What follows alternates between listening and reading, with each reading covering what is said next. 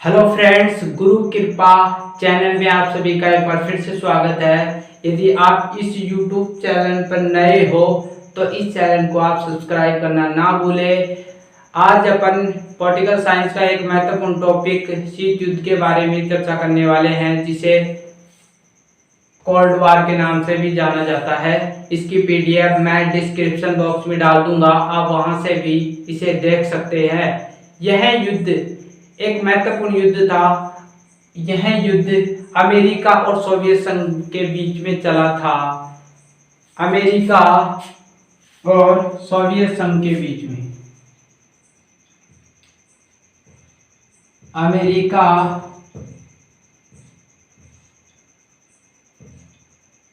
और सोवियत संघ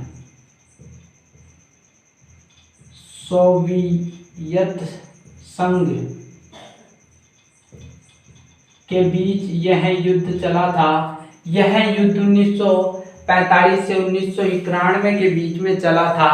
लेकिन ऐसा क्या कारण हुए, ऐसी क्या कारण सामने आए कि इन दोनों के बीच में शीत युद्ध जैसी स्थिति उत्पन्न हो गई? क्योंकि द्वितीय विश्व युद्ध के पहले इन दोनों के बीच में रिश्ते बिल्कुल अच्छे थे, लेकिन साम्राज्यवादी महत्वाकांक्षा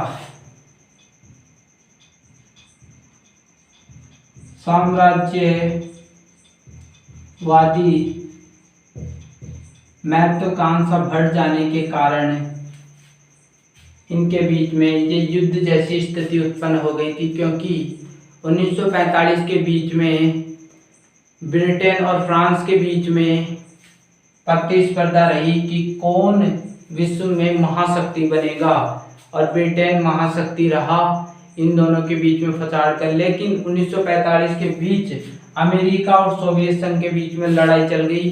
ब्रिटेन पिछड़ चुका था, क्योंकि द्वितीय विश्व युद्ध के बाद कई देश जो उसके गुलाम थे पहले, वो स्वतंत्र हो चुके थे। इसलिए ब्रिटेन का दबदबा 1945 के बाद में बिल्कुल हट गया था।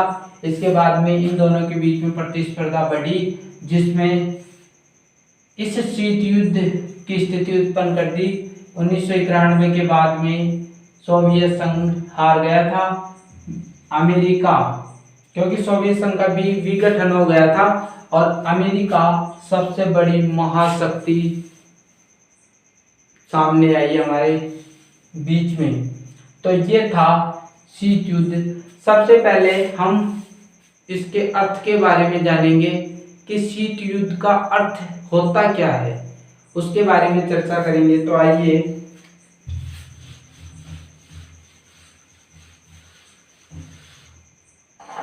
सबसे पहले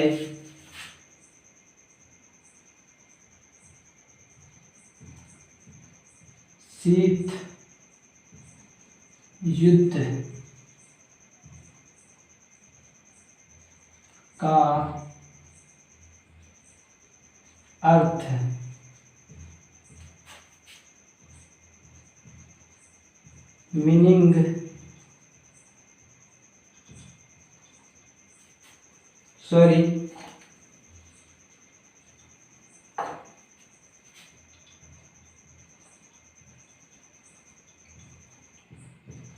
meaning of cold war. Meaning of cold war, इसका अर्थ क्या रहा शीत युद्ध का? इसमें सबसे पहले अपन शब्द की बात करेंगे कि शीत युद्ध शब्द किसने दिया था। सर्वप्रथम शीत युद्ध शब्द सर्वप्रथम 1945 को अंग्रेजी लेखक जॉर्ज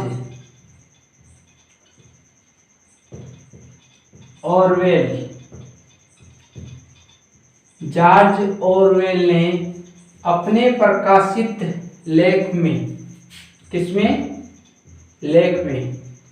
अपने प्रकाशित लेख में सर्वप्रथम शीत युद्ध शब्द का इन्होंने प्रयोग किया था। दोबारा से रिपीट कर दूं कि शीत युद्ध शब्द का सर्वप्रथम प्रयोग 1945 के बाद 1945 में जॉर्ज ऑरवेल ने अपने इन्होंने अपना लेख प्रकाशित किया था, उसमें इस शब्द का सर्वप्रथम प्रयोग किया। इसके बाद अपन शीत युद्ध का आशय पढ़ेंगे कि आशय परिभाषा, डेफिनेशन, परिभाषा,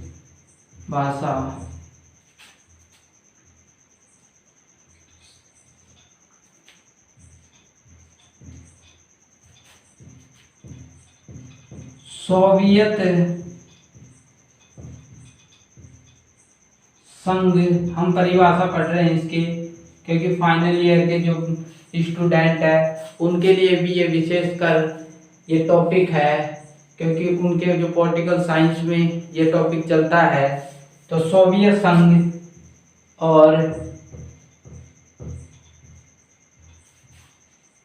अमेरिकी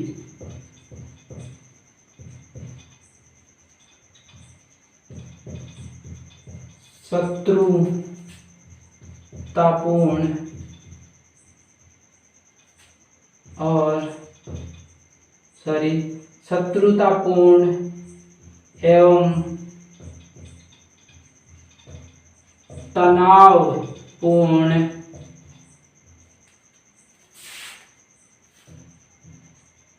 संबंधों की अभिव्यक्ति है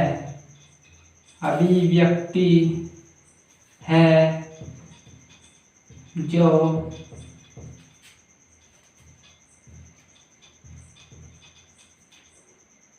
द्वितीय विश्व युद्धोत्तर विश्व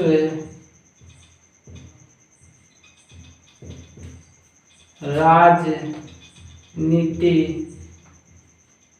की वास्तविकता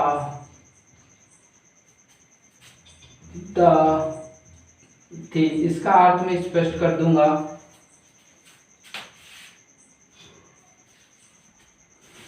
यह यानी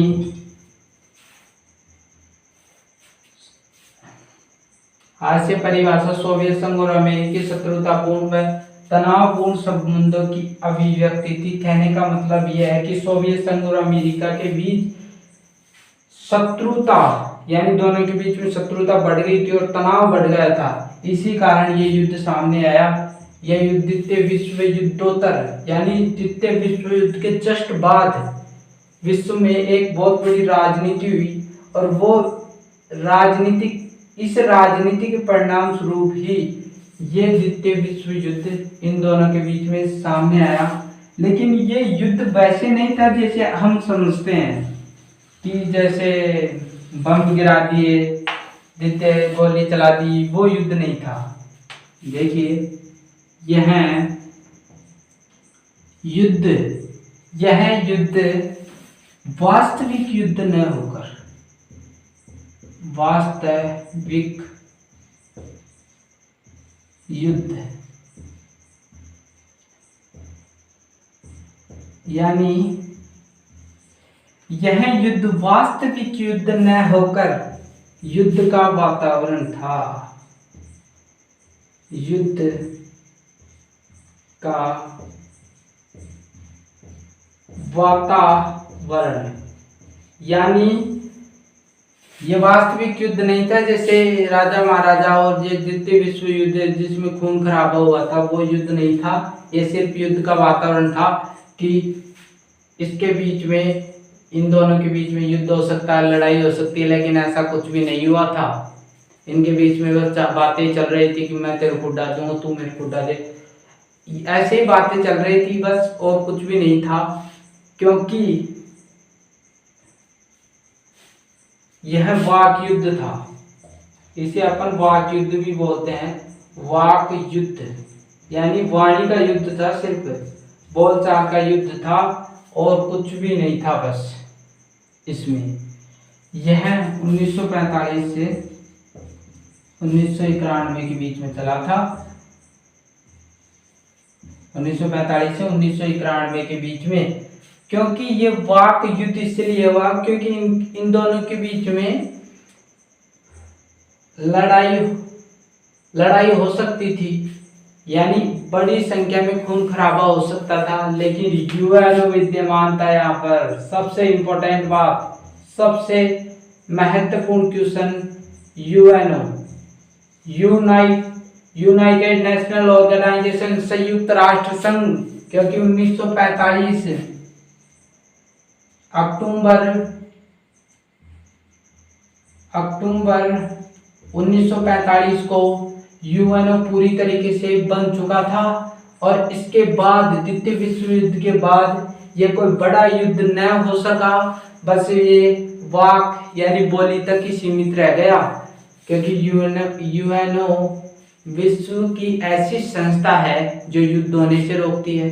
कोई बड़ी प्रॉब्लम हो जाती है जिससे विश्व की शांति भंग हो रही हो तो यूएनओ के पास में ये केस जाते हैं, वो इनके बीच में राजीनामा या और कुछ बात कराने की सोचती है। और यह भी धारणा प्रचलित है कि शीत युद्ध शब्द इसलिए भी प्रयोग किया गया क्योंकि इन दोनों के बीच में बड़े पैमाने में कोई युद्ध नहीं लड़ा गया था। अब अपन शीत युद्ध के कारण पढ़ेंगे।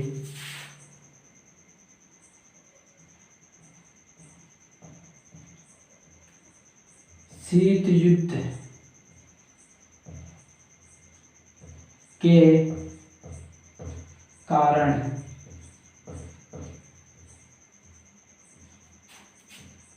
इंग्लिश भी लिख देता हूं। केस ऑफ कोल्ड वार। ये जो फाइनल ईयर के जो विद्यार्थी हैं उनके लिए विशेष चलता है, क्योंकि जो टॉपिक है उसके आगे यदि आप इंग्लिश लिखते हो तो एग्जामिनर बढ़िया नंबर दे देता है आपको। तो शीत युद्ध के कारण क्या रहे? सबसे पहले तो ये जानना बहुत आवश्यक है कि जब ये युद्ध चला था उससे पहले इनके रिश्ते क्या थे और अब 1945 के बीच में रिश्ते क्या हो गए। हम सबको पता है कि द्वितीय विश्व युद्ध चला था। इसमें द्वितीय विश्व युद्ध का एक महत्वपूर्ण रोल रहा था इस शीत युद्ध होने में। द्वितीय विश्व युद्ध यह चला था सितंबर 1939 से सितंबर 1945 तक। ठीक है, ये युद्ध मित्र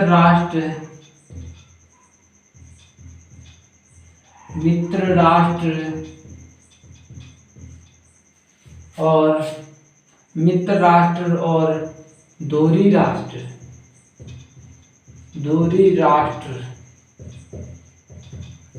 इनमें 5 देश थे। अमेरिका,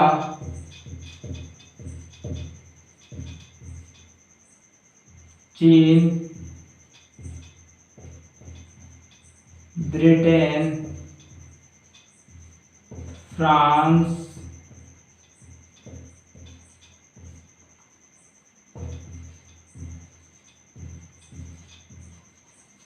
और 5वां था सोवियत संघ,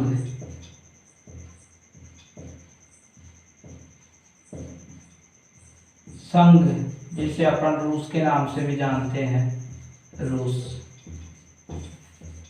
यहाँ पर जापान, जर्मनी, इटली। ठीक है, इन सभी ने मिलकर धुरी राष्ट्र को द्वितीय विश्व युद्ध में हरा दिया था। इसमें सोवियत संघ भी शामिल था, अमेरिका भी शामिल था। इनके बीच में रिश्ते अच्छे थे, बिल्कुल परफेक्ट रिश्ते परफेक्ट थे, बिल्कुल इनके बीच में रिश्ते बिल्कुल परफेक्ट थे। इन्होंने भाई इनको हरा दिया तो छोटी मोटी बात है, इन सभी के बीच में रिश्ते अच्छे थे। लेकिन द्वितीय विश्व युद्ध के बाद ये जो मित्र राष्ट्र संगठन था, ये बिल्कुल टूट गया ये संगठन 1945 से पहले, और एक अलग ही राजनीति शुरू हो गई। एक अलग ही राजनीति साम्राज्य महत्वाकांक्षा के कारण अमेरिका और सोवियत संघ के बीच में फूट पड़ गई। अब एक एक करके हम इन सभी कारणों को जानेंगे कि क्या कारण रहे। सबसे पहले अपन बात करेंगे पोट्सडैम सम्मेलन। पोट्सडैम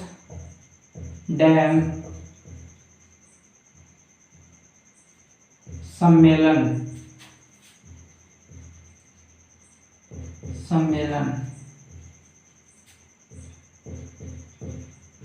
पोट्सडैम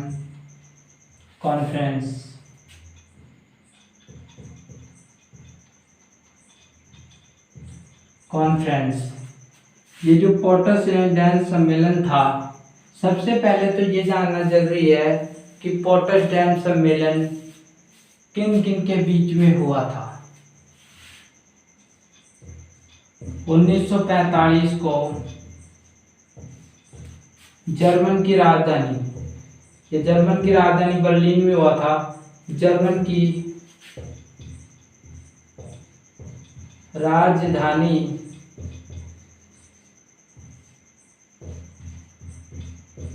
बर्लिन में यह सम्मेलन हुआ था। और यह सम्मेलन किन किन के बीच में हुआ था? अमेरिका,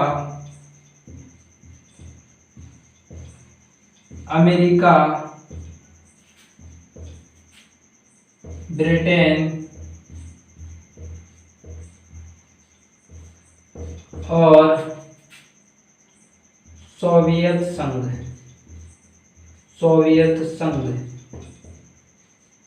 जिसे यूएसएसआर कहते हैं। इसको कहते हैं यूएसए कहते हैं इनको, और इनको यूएसएसआर कहते हैं। तो इनके बीच में ये सम्मेलन हुआ था। इस सम्मेलन में 3 मुद्दे उठाए गए थे, 3 प्रश्नों पर चर्चा की गई थी। उन प्रश्नों को भी अपन देख लेते हैं कि जो पहला क्वेश्चन था वो ये था कि पराजित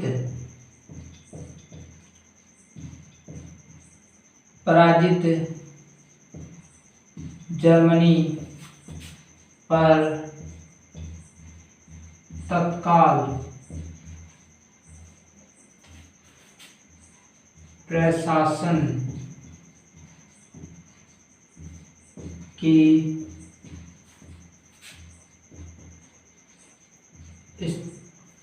स्थापना। पहला तो एक क्वेश्चन था, क्योंकि जर्मनी द्वितीय विश्व युद्ध में जर्मनी को बुरी तरीके से परास्त कर दिया था। यहाँ का तानाशाही शासक हिटलर था। हिटलर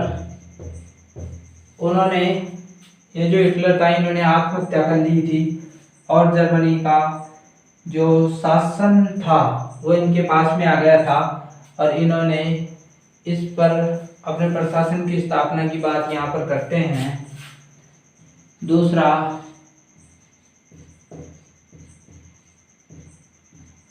पोलैंड की सीमाओं का निर्धारण, कि पोलैंड की जो सीमाएं उनका निर्धारण कीजिए। इसमें यह भी मुद्दा उठाया सोवियत संघ ने सोवियत संघ यह मुद्दा उठाया कि पोलैंड का एक भाग बफर जोन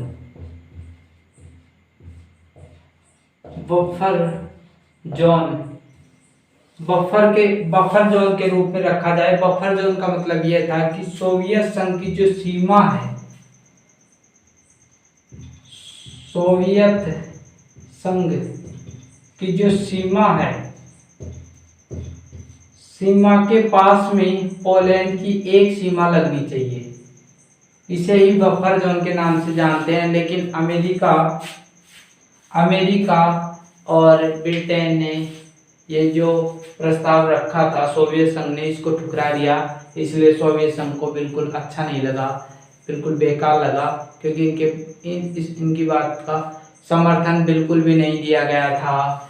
दूसरा मुद्दा इसमें यह भी था इनके रिश्तों में अनबन का, कि जब द्वितीय विश्व युद्ध में 6 अगस्त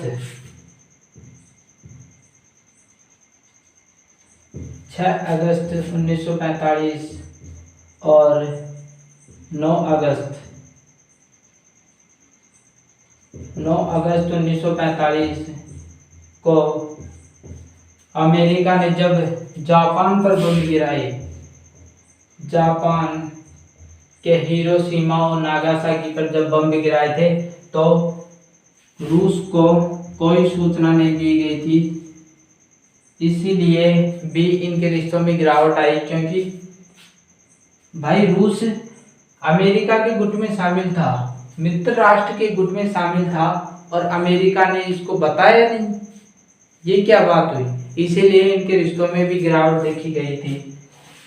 तो ये कारण जो पोट्सडाम सम्मेलन, इसके बाद में अपन दूसरा जो कारण रहा इनके बीच में वो पढ़ते हैं।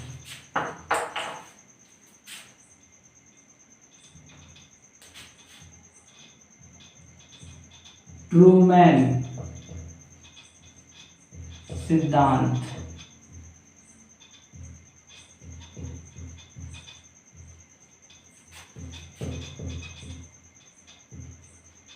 Trueman as doctrine.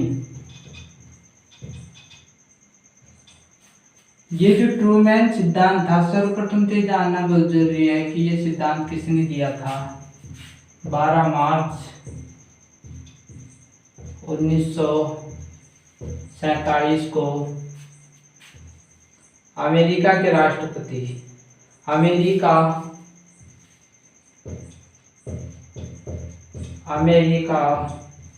के राष्ट्रपति, मैं बोर्ड पर इसलिए लिखता हूं ताकि आप इन चीजों को नोट कर ले।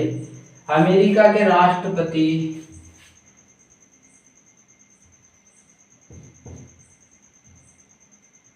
हैरिस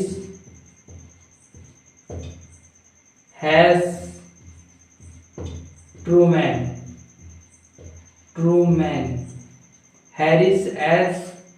ट्रूमैन, इनके नाम पर ही इस सिद्धांत का नाम रख दिया ट्रूमैन सिद्धांत। तो 12 मार्च 1947 के बाद अमेरिका के राष्ट्रपति हैरिस एस ट्रूमैन ने इस सिद्धांत का प्रतिपादन किया। लेकिन आखिरकार में ये सिद्धांत था क्या, वो भी देख लेते हैं। यह अमेरिका की एक नीति थी, अमेरिका की नीति थी। भाई ये अमेरिका की नीति होगी, क्योंकि अमेरिका के राष्ट्रपति प्रतिपादन कर रहे हैं इसका, तो यह एक नीति ही होगी। यह साम्राज्यवादी नीति थी,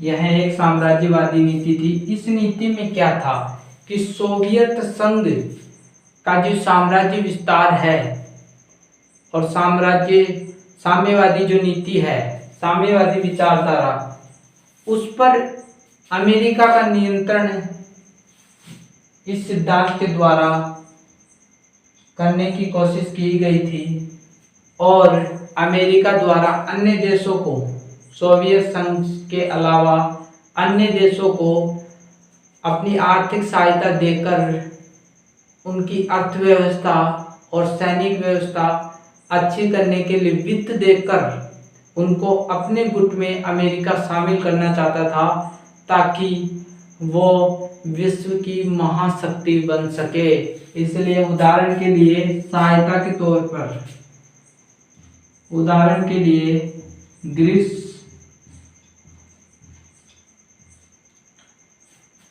इन्होंने ग्रीस और अन्य देश, ग्रीस तो प्रमुख थे ही, इसके अलावा अन्य देशों को धन संबंधित सहायता दी, ताकि अमेरिका के गुट में वो अन्य देश शामिल हो सके। इसीलिए जब रूस को इस ट्रूमैन सिद्धांत के बारे में जानकारी पड़ी तो रिश्तों में गिरावट आनी थी, क्योंकि इनके ऊपर अमेरिका इनके ऊपर नियंत्रण स्थापित करने के लिए सिद्धांत प्रतिपादन करेगा, तो उसके बाद से ही इनके रिश्तों में गिरावट आना शुरू हो गया। यह भी एक महत्वपूर्ण कारण माना जा सकता है। अब अपन तीसरे कारण के बारे में चर्चा करेंगे।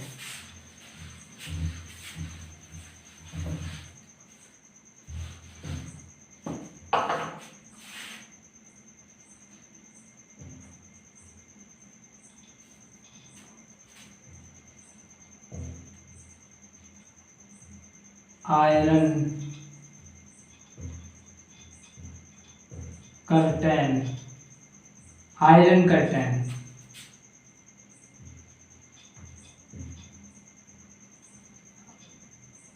आयरन कर्टेन, आयरन कर्टेन है। ये आयरन कर्टेन था क्या? यानी सोवियत संघ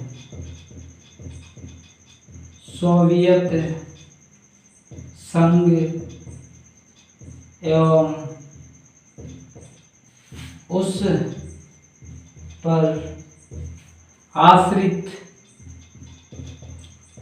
उस पर आश्रित पूर्वी एवं मध्य यूरोपीय देशों को, यानी सोवियत संघ और उस पर जो आश्रित थे पूर्वी और मध्य यूरोपीय देशों को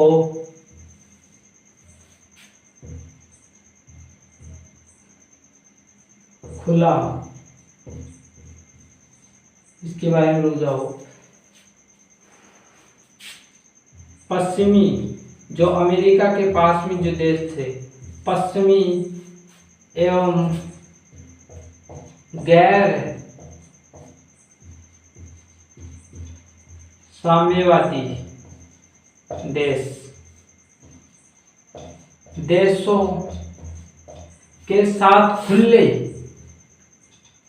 देशों के साथ खुले संबंध स्थापित करने को रोकना था। इसे ही आयरन कर्टेन के नाम से जाना जाता है।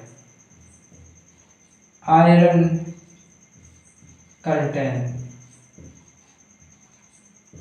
एक बारी और देख लो, सोवियत संघ और उस पर आश्रित पूर्वी व मध्य यूरोपीय देशों को पश्चिम में स्थित गैर साम्यवादी देशों से खुले संबंध स्थापित करने से रोकना, क्योंकि ऐसा अमेरिका और ब्रिटेन ऐसा इसलिए चाहते थे क्योंकि यदि ये देश मिल गए तो महाशक्ति सोवियत संघ ही बनेगा। लेकिन जो आयरन कर्टेन जो सिद्धांत था वो किसने दिया था? यह सिद्धांत ब्रिटेन के प्रधानमंत्री, यह सिद्धांत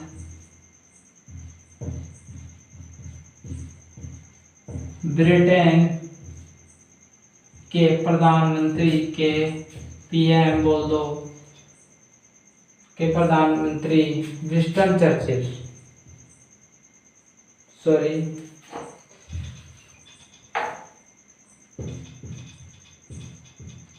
विंस्टन चर्चिल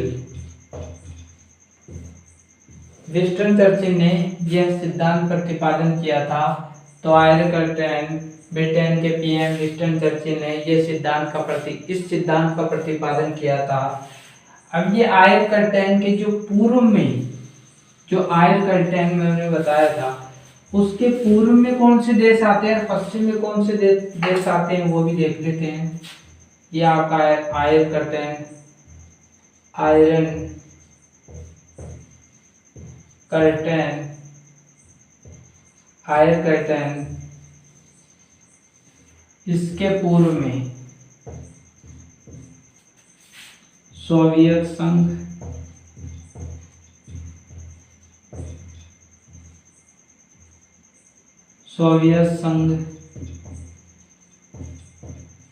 एवं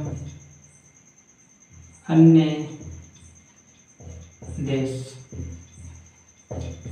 जो आयरकर्टेन था उसके पश्चिम में अमेरिका वह ब्रिटेन के आश्रित,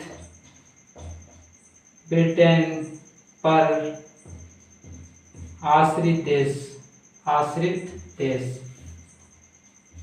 यह आयरकर्टेन था। सोवियत संघ, आयरकर्टेन के जो पूर्व में सोवियत संघ और उसके सोवियत संघ एवं अन्य देश जो सोवियत संघ के ऊपर आश्रित थे, इसके पश्चिम में अमेरिका और ब्रिटेन पर आश्रित, इन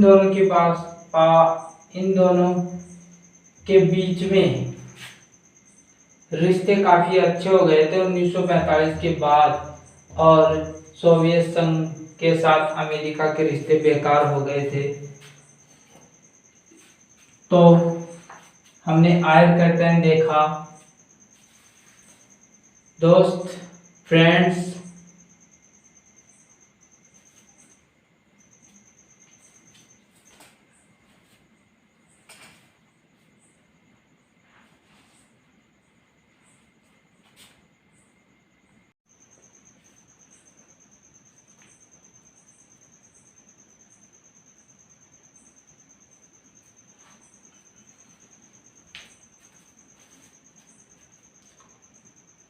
अब अपन शीत युद्ध के चौथा कारण देखते हैं कि इस युद्ध का चौथा कारण क्या रहा।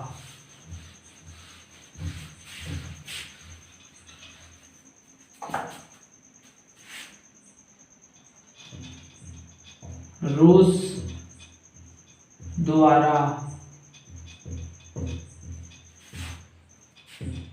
याल्टा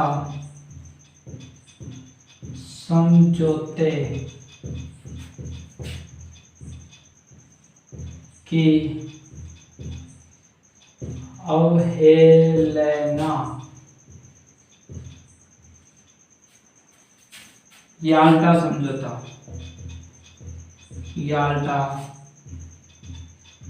समझौता, यानी रूस ने जो याल्टा समझौता हुआ था, उस याल्टा समझौते की शर्तों को नहीं माना। पहले तो इन्होंने आश्वासन दे दिया कि मैं इन शर्तों को मान लूंगा, लेकिन इन्होंने बाद में शर्तों को नहीं माना। ये याल्टा समझौता फरवरी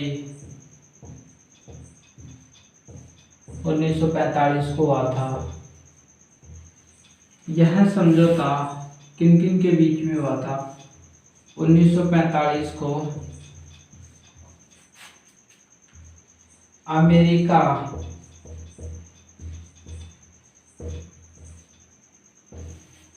के प्रेसिडेंट यानी राष्ट्रपति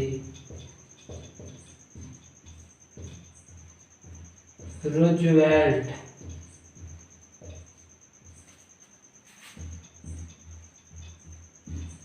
ब्रिटेन के पीएम प्रधानमंत्री विंस्टन चर्चिल, विंस्टन चर्चिल और सोवियत संघ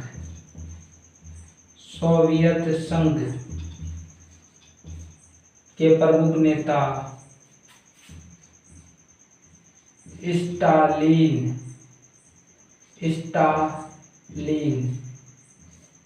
स्टालिन। तो इन तीनों के बीच में याल्टा समझौता हुआ था। इसकी प्रमुख शर्त, जिसे ही याल्टा समझौता कहा जाता है, फरवरी 1945 को अमेरिका के राष्ट्रपति रूजवेल्ट, ब्रिटेन के पीएम यानी प्रधानमंत्री विंस्टन चर्चिल और सोवियत संघ के प्रमुख नेता स्टालिन के बीच में एक समझौता हुआ, जिसे याल्टा समझौता के नाम से जाना जाता है। इसकी शर्तें क्या थी? जो याल्टा समझौते थे, इसकी शर्तें क्या थी? शर्तें थी पोलैंड में स्वतंत्र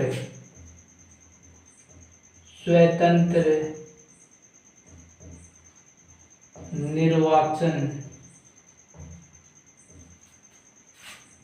द्वारा अस्थायी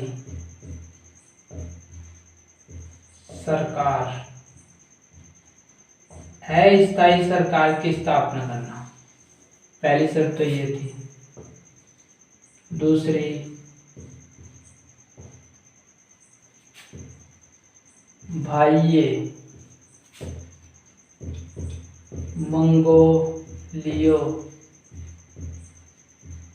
मंगोलियों की यथा स्थिति बनाए रखना। यानी इस जो याल्टा समझौता है, उसकी प्रमुख दो शर्तें थी कि पोलैंड में स्वतंत्र निर्वाचन द्वारा अस्थायी सरकार की स्थापना करना, बाह्य मंगोलियों की यथास्थिति बनाए रखना, जैसे है वैसे ही रहना। तो ये दो शर्तें थी। और जो रूस था, उसने इन शर्तों को मान भी लिया था, आश्वासन दिया कि मैं इन शर्तों का पालन करूंगा। लेकिन इन्होंने आश्वासन तो दिया, लेकिन पालन ही नहीं किया। इन्होंने जो याल्टा है, इन्होंने जो पोलैंड है, यहाँ पर जो साम्यवादी जो दल था, साम्यवादी, क्योंकि रूस साम्यवादी विचारधारा का समर्थन करता था। साम्यवादी दल जो साम्यवादी विचारधारा को मानता है, तो इसका तो इन्होंने समर्थन किया। इस दल को तो सहायता प्रदान की। लेकिन वहां पर जो लोकतांत्रिक दल था, लोकतांत्रिक जो दल था, उसको समाप्त करने का प्रयास किया इन्होंने। जब ब्रिटेन और अमेरिका को इस बात का पता चला, क्योंकि साम्यवादी दल का ये समर्थन कर रहा है, क्योंकि रूस साम्यवादी विचारधारा का समर्थन करता है, और इसकी चर्चा थोड़ी देर बाद में करेंगे। इसका जब अमेरिका को पता चला, ब्रिटेन को पता चला, तो यहाँ पर इनके रिश्तों में गिरावट देखी गई। तो याल्टा समझौता भी एक महत्वपूर्ण समझौता माना जाता है। इसके बाद हम पांचवें कारण के बारे में चर्चा करेंगे।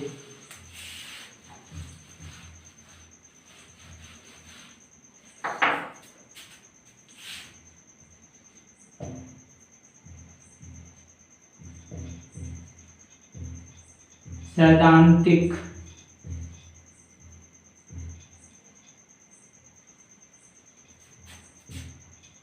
मतभेद, यानी जो दोनों की जो सिद्धांत थे, जो विचारधारा थी, उनमें भी काफी अंतर पाया गया। क्योंकि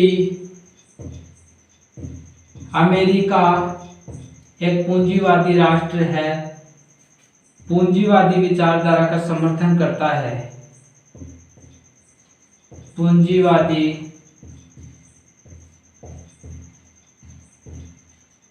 विचारधारा पूंजीवादी विचारधारा का अमेरिका समर्थन करता है, लेकिन जो रूस है वो साम्यवादी विचारधारा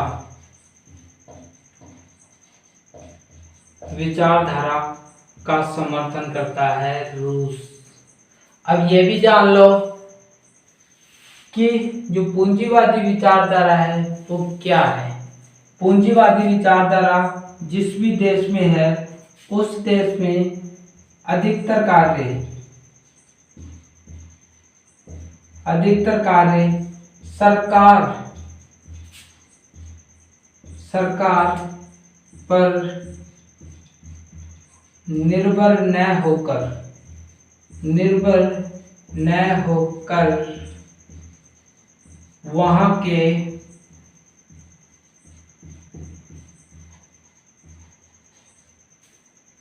पूंजीपतियों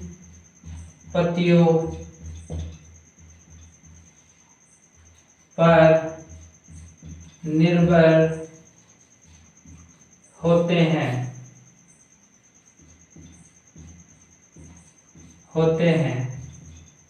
दूसरी तरफ जो साम्यवादी विचारधारा है, इस विचारधारा में सरकारों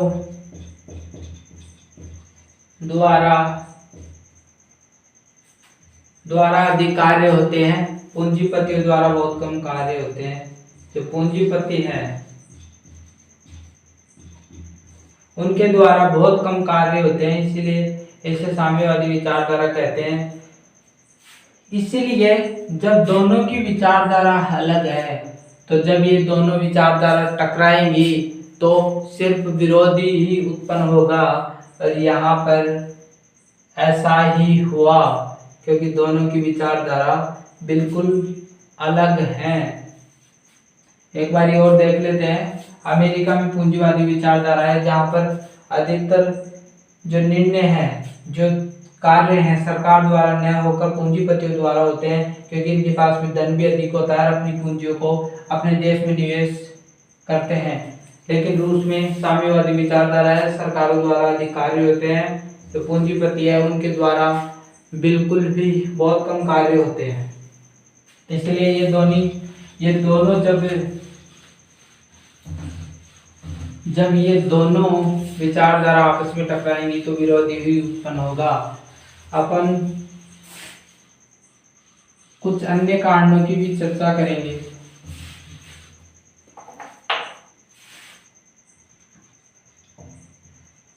अन्य कारण है।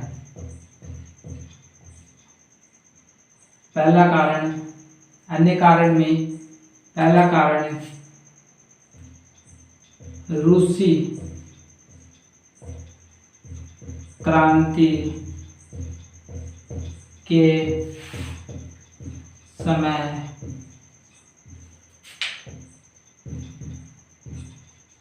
पश्चिमी देशों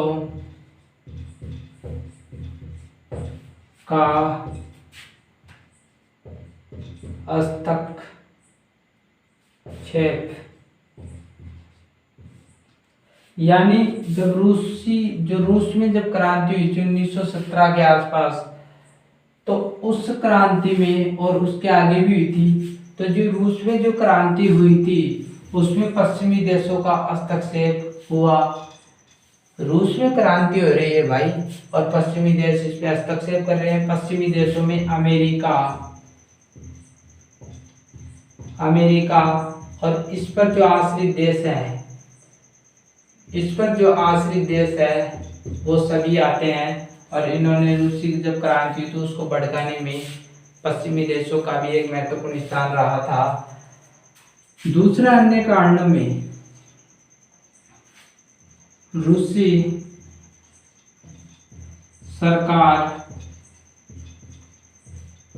को प्रारंभ में मान्यता न देना, यानी जो यूएनओ था इस समय उन पर प्रभाव इनका ही था। अमेरिका, चीन, फ्रांस, ब्रिटेन, इनका यूएनओ पर विशेष प्रभाव था क्योंकि ये स्थायी सदस्य हैं और इनको रूस ने जो प्रारंभिक सरकार थी इसको मान्यता नहीं दी। यह भी कारण इनके रिश्तों में गिरावट लाया और शीत युद्ध का कारण बना। जो इसमें तीसरा कारण है वो दोनों देशों द्वारा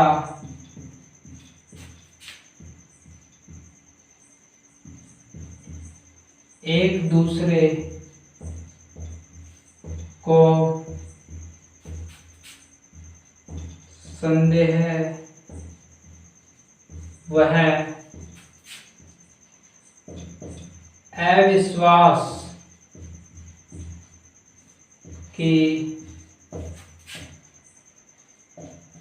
दृष्टि से देखना। यानी कहने का मतलब है कि दोनों देश ऐसी स्थिति में पहुंच गए कि एक दूसरे को संदेह और अविश्वास की दृष्टि से देखते थे, क्योंकि इनके अंदर विश्वास तो बचा ही नहीं था।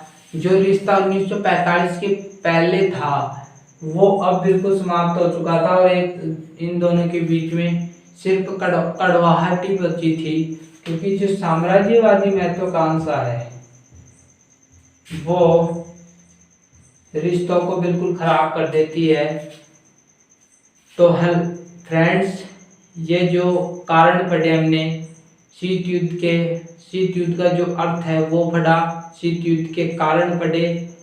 अपन अगली वीडियो में मिलते हैं और उस वीडियो में शीत युद्ध के चरण पढ़ेंगे कि किस प्रकार इस शीत युद्ध का विकास हुआ 1991 तक, वो पढ़ेंगे। और उसके तीसरी वीडियो है उसमें अपन परिणामों के बारे में जानेंगे कि इसके जो परिणाम क्या थे वो जानेंगे। तो फ्रेंड्स, मिलते हैं अगली वीडियो में, तब तक के लिए थैंक यू।